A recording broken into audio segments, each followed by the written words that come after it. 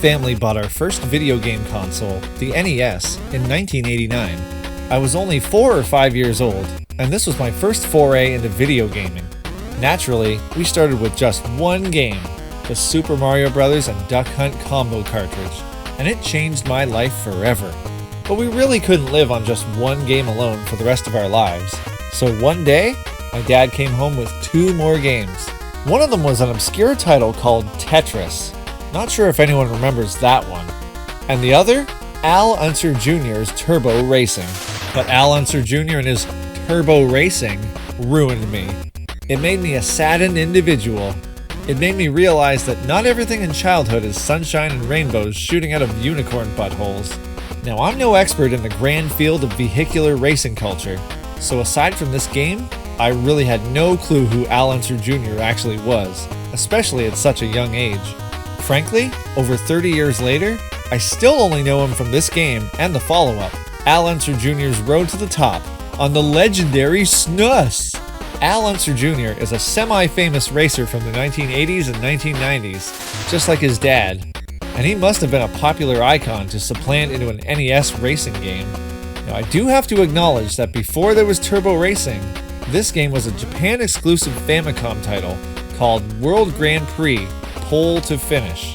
This one feels like the beta version, as there were numerous improvements to the international version. The Japanese version has nothing to do with the Untsman, so he basically showed up to help sell copies. And who wouldn't want Unser Jr. in their very own living room? So here's the thing, it's pretty normal to adapt Japanese games to Western audiences, and racing is easy to localize because it's basically driving. Everyone and their blind cat does that. But World Grand Prix is modeled after the Formula One World Championships, set, around the world. Well, that's all well and good, except Unser never participated in that. Ever. Do you think he just took a left turn one lap and ended up qualifying in West Germany? Europe solved this problem easily by dropping Unser and just calling the game Turbo Racing, featuring this random dude instead. It's more generic, but the word turbo was cool a long time ago. I'm looking through this game through nostalgic glasses. But why? I remember spending entire Sunday afternoons playing this game from beginning to end, through all 16 courses of wonky driving mayhem, only to arrive at the lowest possible place. Every single time. No, I'm serious. 9-year-old me couldn't win the Grand Prix in an NES game. I know, hard to believe, right? It was a bit defeating for me as a kid. But that was over 30 years ago, and I'm a big boy now who usually wears big boy pants. I feel like I want to give this game another try. What exactly was I doing wrong 3 decades ago that I can rectify today?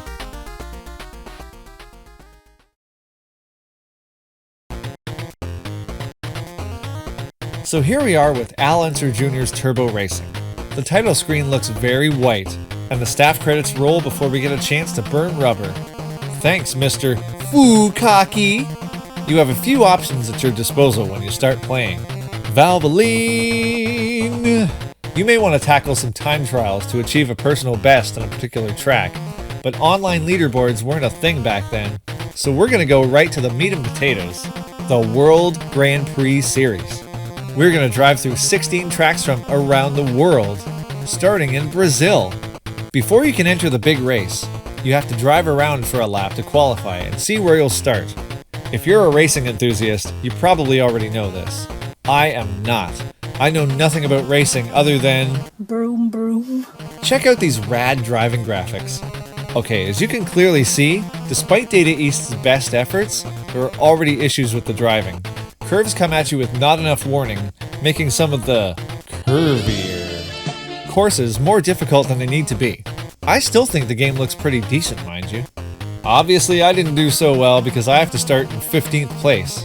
I really have to watch out for Mr. Ryan up there. Here we get to do 2 things that I didn't understand as a kid because I just didn't get it. First, the turbo part of turbo racing is that you can hold up after you've hit 3rd gear to get a turbo boost to go way faster, provided you have turbo energy left. If you run out, you have to make a pit stop fairly quickly or else you'll fail and end up in last place like me. That's the other thing I couldn't figure out at 9. You have to stop for more fuel.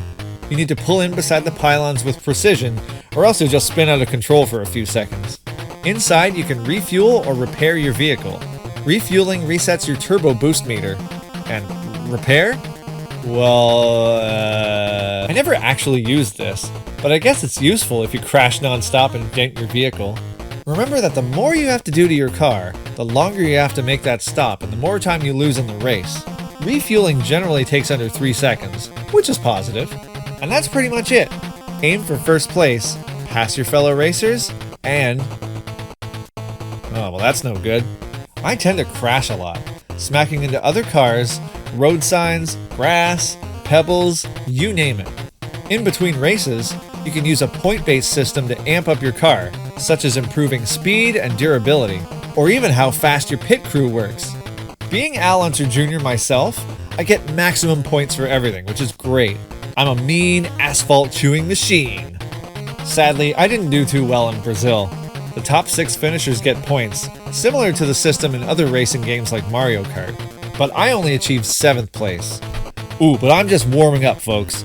Can I finally achieve my goal of getting first place in the World Grand Prix? Or will I succumb to the same fate as 30 years ago? Let's visit Spain next. Time to see where I qualify this time. Better put my turbo boost into action. 17th? Oh. By the way, you get to see in advance just how curvaceous the track is before starting. Spain looks pretty damn pointy. Alright, let's get this race going. I'm going to use this opportunity to mention how much I adore this game's rad soundtrack. In fact, that might be the best reason to get this game because there isn't much else to do except drive through 16 countries, listening to ethnic chiptunes from a group of 4 Japanese men, all of whom have quite the resumes, from Kirby games all the way to, well, bad dudes. And hey, for a $5 game, it's worth it for the music. 8th place. This isn't looking promising. I really have to step up my game if I'm going to be the best race car driver in the world. Everyone, let's take a deep breath together. Let's do this. Hungary is up next. Thanks for the hot tip, sir. Let's go. Hungary.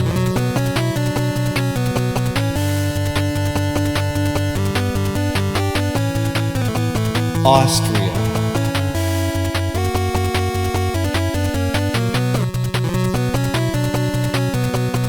West Germany.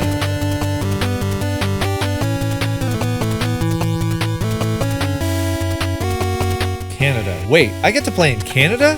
Oh, Canada. Yeah, the place looks accurate. That's where I live. And I got first place. Yeah! Mexico.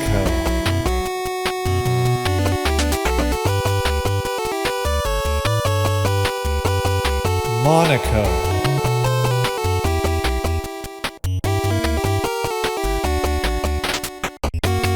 Belgium.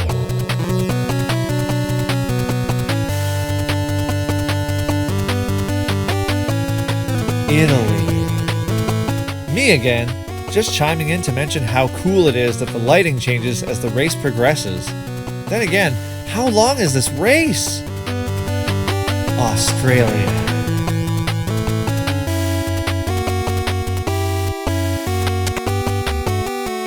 Greece.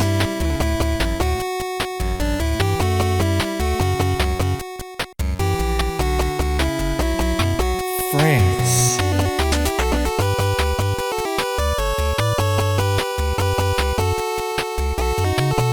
United Kingdom.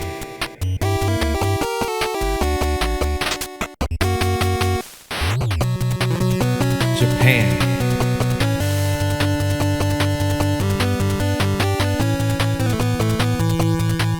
USA. The final race? Naturally in America. Let's go once, man. Finally, after 30 long, agonizing years, I can proudly say that I have achieved my ultimate goal in life. I now have the title of World's Fastest Driver. But watch out, next time Al Jr. will be gunning for you. What? Let's try in the next season and keep the champ? What? So was turbo racing worth playing today? I'd actually say yes. It's a rather challenging game, with graphics and audio that are pleasing enough to not detract from the experience. The gameplay could be a bit better. Those sudden curves are a beast sometimes, and crashing your car is rather punishing. But hey, where else can you get such entertainment for probably $5 at a flea market? I enjoyed my time revisiting a classic game from my childhood. Perhaps I'll spend another Sunday afternoon taking on the world behind the wheel of Unser Jr.'s car once again. Or not, since I already just beat the game.